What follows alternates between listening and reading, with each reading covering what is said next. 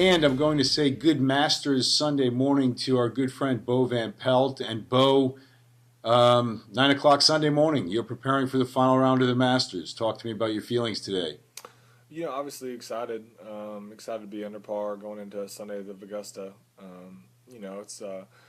It's my favorite tournament, and one that played okay the last couple Sundays, and so hopefully go out and have a good day today.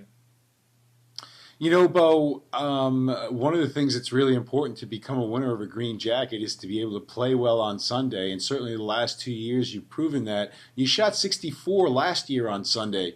Um, Talk about that memory and being able to go into a day like today where if you do that, you just could have a jacket at the end of the day. Well, yeah, it'd be nice to just pencil that one in from last year, but I don't think they're gonna let me do that. But it was a frustrating year last year up until Sunday. I felt like I'd played well. My score didn't really indicate that. I was playing well with one of my best friends out here, Scott Verplank, and I made the turn at 2 under, was playing well, and then the back nine just went kind of crazy. Made an eagle on 13, birdied 14, hole in one on 16, and hit it about 2 feet on 18 to close out the round. So obviously, just a great memory and tons of fun. But today's a totally different day. It's a year later, and got to go out and perform and hit the shots today. I was real pleased with how I played yesterday. I only missed 2 greens, and um, I think I only missed one fairway. So it was definitely my best ball striking round of the year. I've been pretty frustrated with my game coming into the tournament, but my coach Mark Wood and I and my caddy Mark Cheney, we kind of got back to our fundamentals and feel like we're definitely heading in the right direction.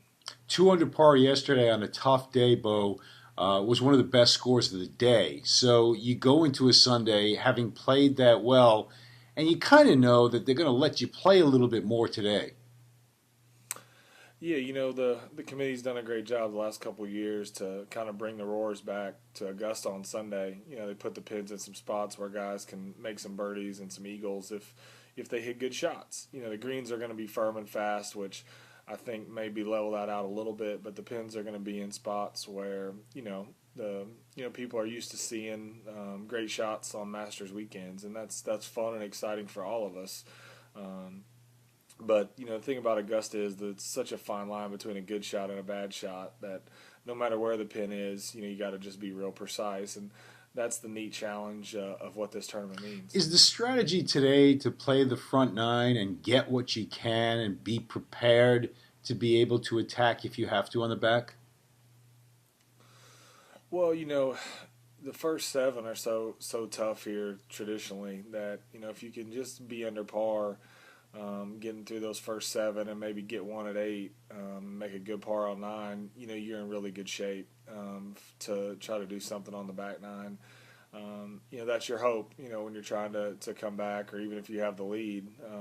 God love to, whoever's leading, whether it be Cabrera or Snedeker, would love to, be under par through those first seven, even if it's 1 under or even, and maybe get another birdie at eight, even though that back left where they'll probably have it today is a pretty tough spot.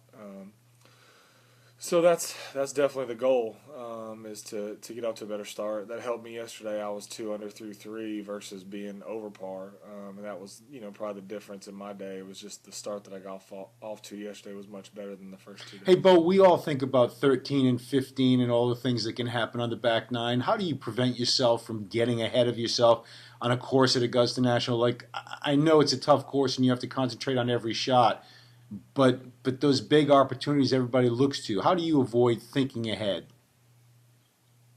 Well, I think you just understand that at Augusta, any shot can jump up and get you. Any hole you can, make a double on or a triple on. So you just really got to think your way around each shot. The good news is, like the first day I got off to kind of a slow start, but I felt like if I could just hang in there, that the way the wind was blowing, that there were some holes in the back nine that you could make birdies on to get your score back around even par, and I was able to do that. So you try to just keep it in the back of your mind, and then obviously if you're off to a good start, you feel like, hey, let's keep this thing going. Don't just be happy with being 1 under. Let's try to keep going low. Hey, Bo, last thing, because I know you're getting ready for the final round of the Masters. You have done your work for 3 days. You have to be very proud of yourself. T14 going into Sunday in a red number, having a chance on Sunday at the Masters. What could be better than that?